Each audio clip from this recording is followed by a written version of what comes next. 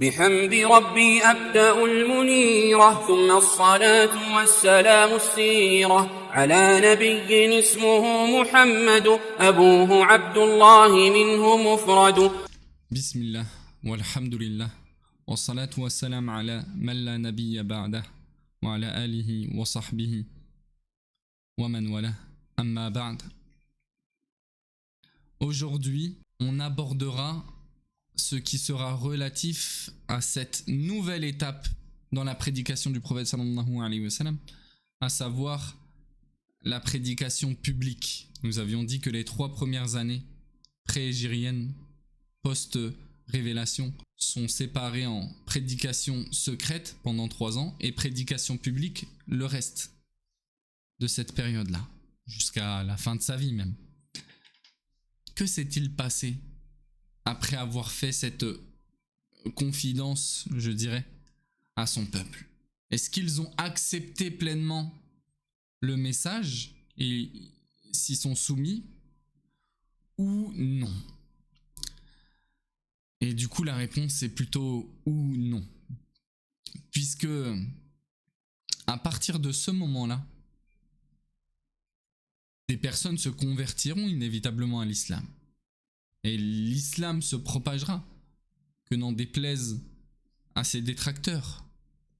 Mais une grande majorité, et plus particulièrement les nobles de Quraysh, vont tenter autant que faire se peut de nuire au prophète sallallahu alayhi wa sallam et à son appel. Et c'est pour ça qu'aussitôt cette déclaration faite, une délégation se rendra chez Abu Talib, lui qui a annoncé officiellement qu'il protégera le prophète sallallahu alayhi wa sallam coûte que coûte.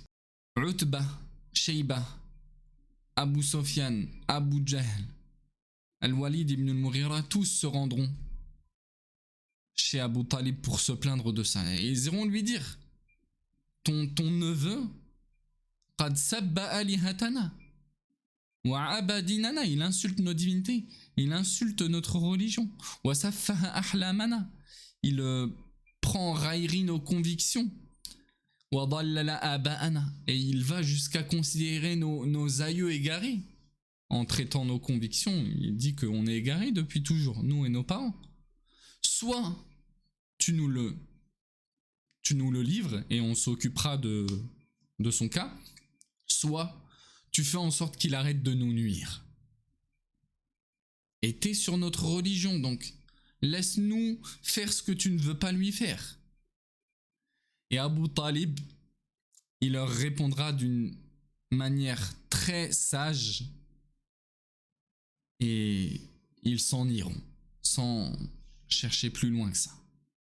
Ça ne veut pas dire qu'ils sont satisfaits de cela, non. Mais ils disent, bon, on n'obtiendra rien de plus de lui, il est là pour calmer les tensions, pas pour arranger les problèmes, selon eux. Quraysh mettra donc tout moyen en place pour barrer la da'wa du prophète sallallahu alayhi wa sallam. Ça passera premièrement par la décrédibilisation, par l'humiliation, par la moquerie, par la mise en garde de son écoute et de l'écoute du Coran, décrédibilisation à travers des ambiguïtés qu'on mettra sur le Coran. Allah subhanahu wa ta'ala il nous parle de cela, il nous dit وَقَالُوا أَسَاطِيرُ الْأَوَّلِينَ اكْتَتَبَهَا فَهِيَ تُمْلَى عَلَيْهِ بُكْرَةً وَأَصِيلًا. Ils dirent encore, les Quraysh, ce ne sont là que des légendes du passé qui, matin et soir, lui sont dictées et qu'il se contente de répéter. Dans le récit d'un homme qui s'appelle Al-Walid ibn al-Mughira aussi, on a certaines formes de décrédibilisation manifestes lorsque Al-Walid ibn al-Mughira il ira voir le prophète sallallahu alayhi wa sallam lui-même. Et le prophète alayhi salatu wa sallam lui récitera du Coran. Et c'est comme si son cœur s'était allégé. Et une ouverture s'était formée pour l'appeler à Allah subhanahu wa ta'ala. Et Abu Jahl, il eut vent de cet entretien-là, entre le Walid et le prophète sallallahu alayhi wa sallam. Et du coup, cette convivialité qu'il y a eu entre eux, qui pourrait donner une conversion à l'islam, donc la pire chose pour Abu Jahl. Et il ira lui dire tout le monde a eu vent de ce qui s'est passé entre toi et Mohammed. Donc, prononce une parole qui montre que tu te désavoues clairement de Mohammed, que tu détestes ce qu'il fait. Et Al-Walid, il aura une parole incroyable dans laquelle il dira « Qu'est-ce que vous voulez que je dise en fait ?» Regardez son aveu, subhanallah. « Fawallahi ma fikum rajulun a'lamu bil ash'ari minni » Il n'y a personne qui connaît mieux que moi la science de la poésie. Et pourquoi il va dire ça? Parce que eux, ils insultaient Mohammed sallallahu alayhi wa sallam de poète pour essayer de le décrédibiliser. Pour contrecarrer le fait évident que le Coran était un miracle en termes de poésie, d'éloquence, poète, possédé. Personne ne connaît mieux la poésie que moi. Wala a'lamu bi rajzihi wala bi qasidihi minni wala bi ash'ari al-jinn wallahi ma yushbihu alladhi yaqulu shay'an min hadha. Rien de ces choses-là en lien avec la poésie ne ressemble à ce qu'il m'apporte, à ce qu'il m'a récité. Rien. Wa wallahi inna li qawlihi alladhi yaqulu halawa. Il y a une douceur dans ce qu'il dit. Wa inna alayhi la talawa. Wa innahu la muthmirun a'la. Murdiqun asfala. Wa innahu la ya'lu wa ma yu'la. Ce qu'il dit, c'est fait pour être élevé. Et pas pour élever. Il n'y a rien qui ira au-dessus, qui triomphera sur ces paroles-là. Et Abu Jahl, il est choqué de ce qu'il entend, qui laisse très clairement entendre qu'il a basculé pour lui du côté obscur, si je puis me permettre, qui est en réalité le côté de la lumière. Et il lui dira ton peuple ne sera satisfait que lorsqu'il entendra que tu parles contre Mohammed. Et regardez, subhanallah, ça se voit qu'ils sont convaincus d'une certaine manière du message. Mais regardez que va-t-on dire? Qu'est-ce que notre peuple va dire de nous? Qu'est-ce que notre famille va dire de nous? Et c'est ça qui cause la perdition de beaucoup de personnes aujourd'hui, qui sont convaincus de certaines vérités et qui la délaissent juste pour qu'est-ce que les gens vont dire de moi? Délaisser la vérité, te priver du paradis juste parce que tu as peur de ce que les gens diront à ton sujet. C'est le pire des deals qui soit fait. Et il dira Da'ni hatta ufakir, laisse-moi réfléchir. Laisse-moi y réfléchir. Et il y réfléchira, et son seul moyen de contrecarrer le fait de croire en Mohammed, c'est de dire Hadha sihru yu'thar ya'tharuhu an ghayrihi. C'est de la sorcellerie qu'il tient de quelqu'un d'autre. Parmi les moyens qui seront utilisés pour nuire au prophète sallallahu alayhi wa sallam et sa da'wa, un conseil qui sera organisé peu de temps avant la période du pèlerinage, une période dans laquelle les gens affluent de toute contrée pour venir accomplir les rites du pèlerinage, même à l'époque. Et du coup, un conseil est organisé pour savoir quelles seront les démarches mises en application pour détourner l'audience potentielle du prophète sallallahu alayhi wa sallam. Et ils savent qu'il est véridique et qu'il dit vrai. Et c'est pour ça qu'ils se mirent d'accord sur le fait de l'insulter de sorcier et de menteur. Et l'une des personnes les plus militantes, si je puis dire, dans ce domaine-là, ce sera son oncle Abu Lahab.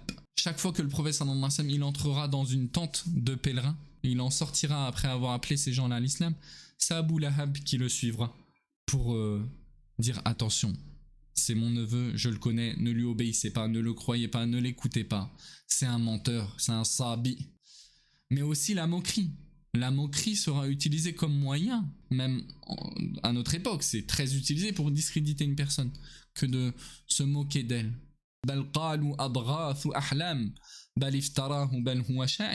Ils disent encore au sujet du Coran, ce n'est là qu'un tissu de rêve, à moins qu'il ne l'ait inventé ou qu'il ne s'agisse tout simplement de l'œuvre d'un poète.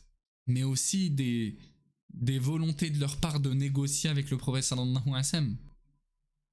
Donc, et là, ce moyen-là, il est intéressant parce que négocier, c'est quelque part montrer que ils ont du souci à se faire contre le prophète sallallahu alayhi wa sallam.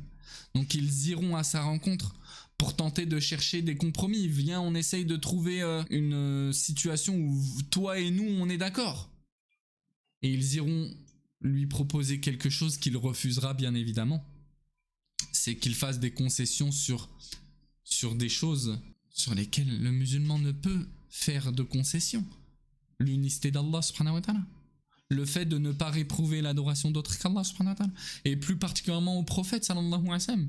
Lui dire d'arrêter de critiquer le polythéisme, de critiquer la mécréance dans laquelle était plongé le peuple de Quraysh. Impensable et impossible. Il voudrait que tu leur fasses des concessions, étant eux-mêmes disposés à en faire.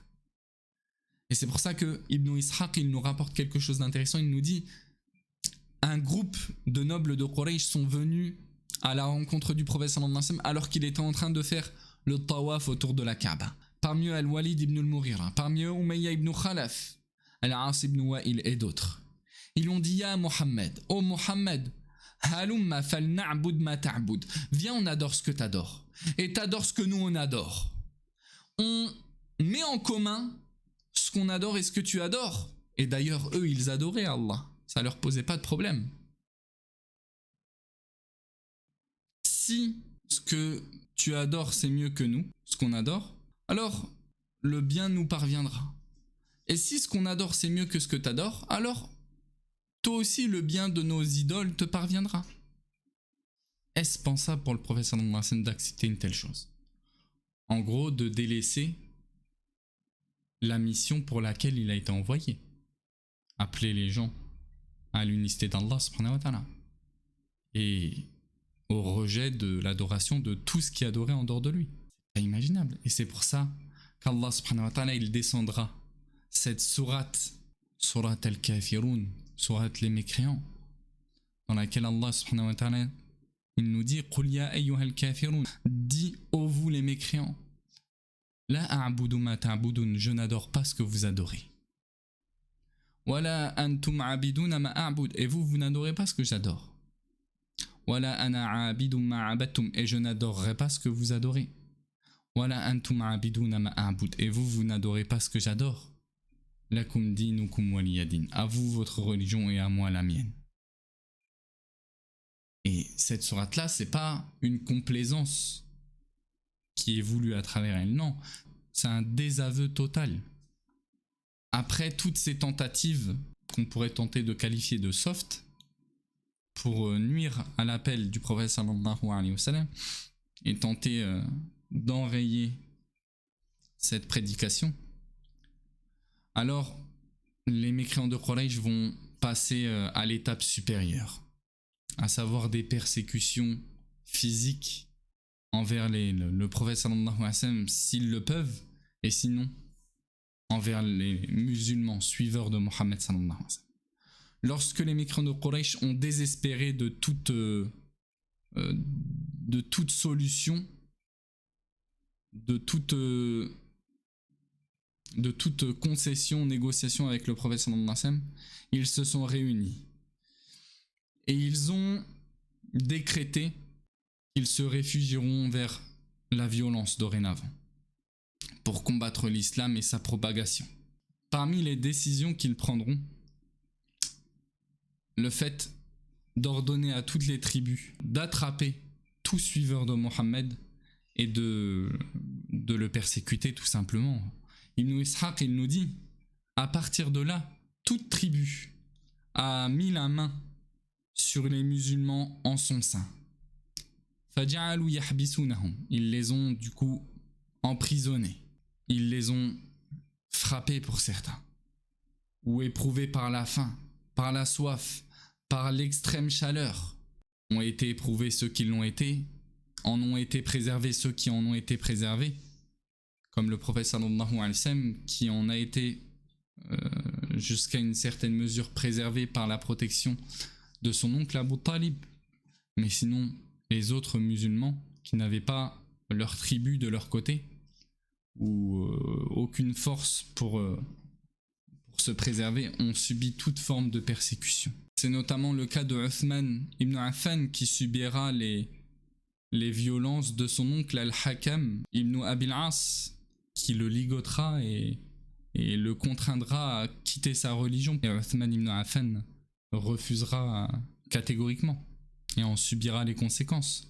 C'est le cas de Mus'ab ibn Umayr, qui finira par être complètement délaissé par sa mère et son père, qui étaient extrêmement riches, juste parce qu'il a décidé de se convertir à l'islam.